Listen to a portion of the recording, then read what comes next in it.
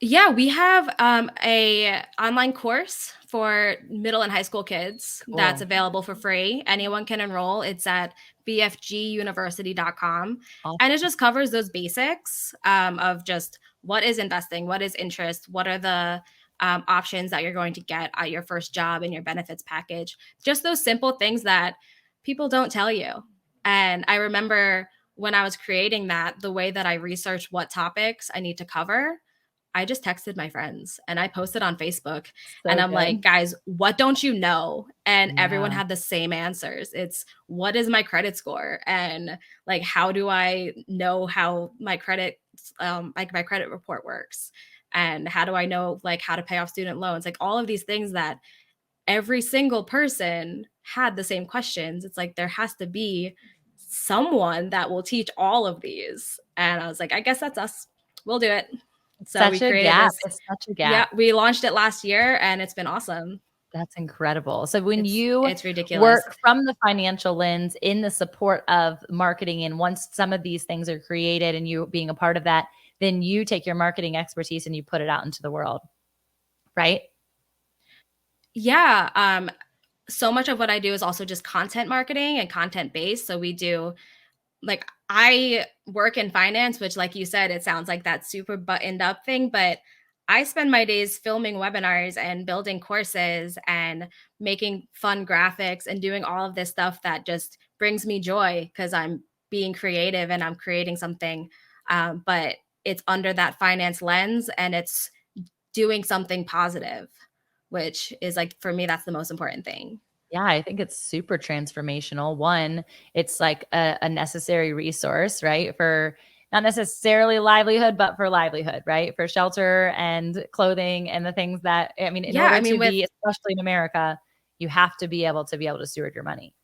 Yeah, with Maslow's hierarchy of needs on that Right. base, one of them is security, and Yeah. finance and security, especially in this country, they go hand in hand. Good. Yeah. So if you don't have that financial security, you're not going to be just like comfortable living your regular life. Like there's so much that goes into financial wellness that's just tied to just your overall your wellness, your mental health, so much of it, and it's just if you don't take those steps to learn it, and you have to find it yourself Right. usually because no one's just going to give it to you, but if you find it and you actually use it, it's going to open so many doors.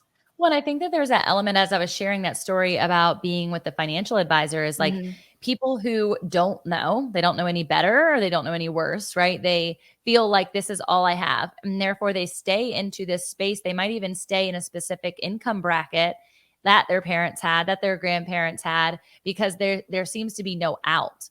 And a lot of people will utilize that. I don't have the finances. I don't have the money. I can never do that because you've been entitled, right, to finances, which is not the case. I remember walking to the store to go get pizza every Friday and buy a VCR, actually was to rent a VCR every Friday night. And that was like our family ordeal, our family outing was to get pizza delivered or not even delivered. We couldn't afford the delivery tip, buy the pizza and pick up a VHS experience.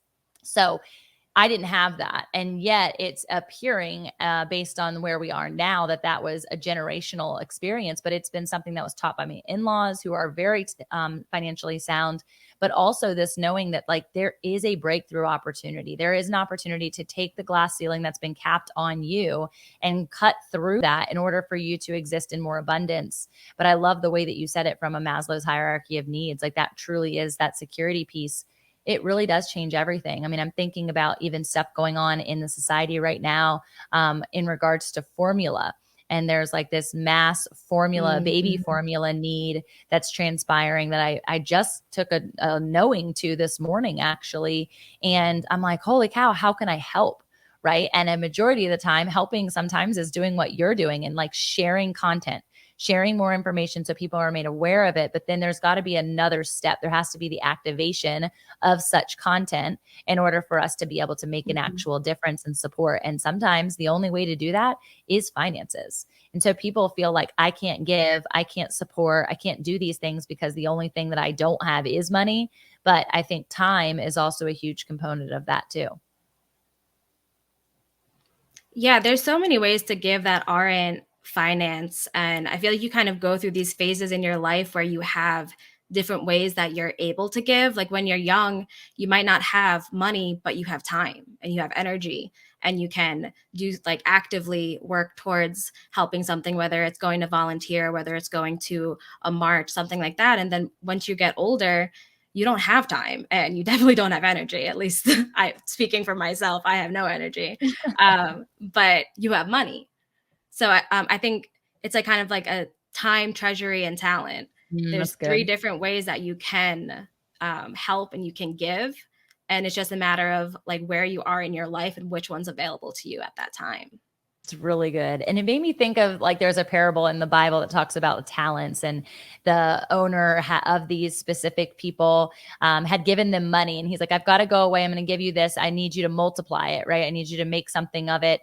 And he didn't really give them much instruction, but the first person buried the money because he didn't want it to get lost or stolen. And he just wanted to make sure that when the master came back, he had what he needed. And the second one, he just did essentially a double, and the next person put it to work in multiple different ways and was able to triple, quadruple. I think he did it 5 times over. He multiplied what was given to him. And the first person thought that they were in the right because they protected what was given. And when the master came back, he basically was like, you not stewarding what I gave you, which I feel like is a lens of even a call from God the Father, is this knowing if you're not stewarding what little he gives you, how are you expecting there to ever be more? Because he can now Mm-hmm. trust these other two, specifically the one who did multiplication 5 times over, to say, okay, I know who to entrust with my money. And so we're looking for blessings. We're looking for, abundance everywhere. We're looking for the fruit of our labor. We're looking for favor, all of the above. And yet we're not even stewarding what small amounts that we're given.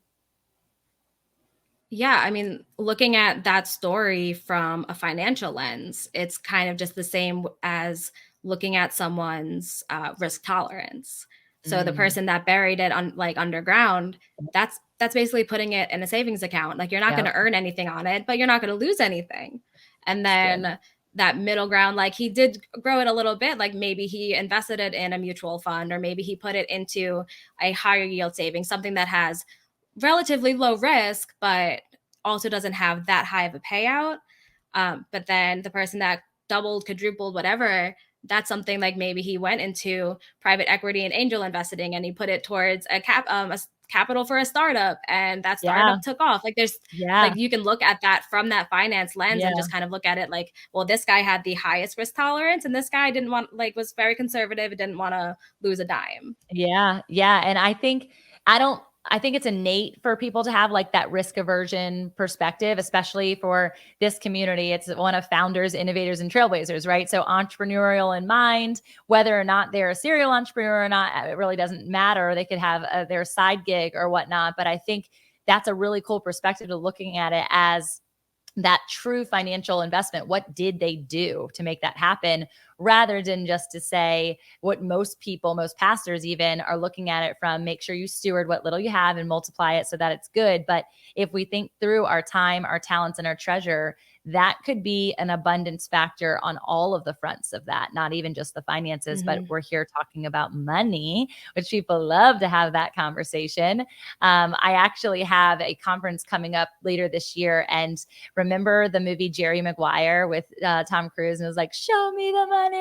You remember that movie? Yes, Okay, so the guy who the movie is of made course. after, his name is David Meltzer, and he's going to come and be speaking. He's been on the podcast in the past as well. But I think through scenarios like that, I think through the financial advisor example that you gave us from when you were 20, how can, obviously you have this resource of people being able to ask the right questions and get curious about their money and also put it to work for them. How can we kind of like get past that risk aversion and get into like the comfortability of being risk averse, if that's even a thing? Like, how can I trust more and do bigger things?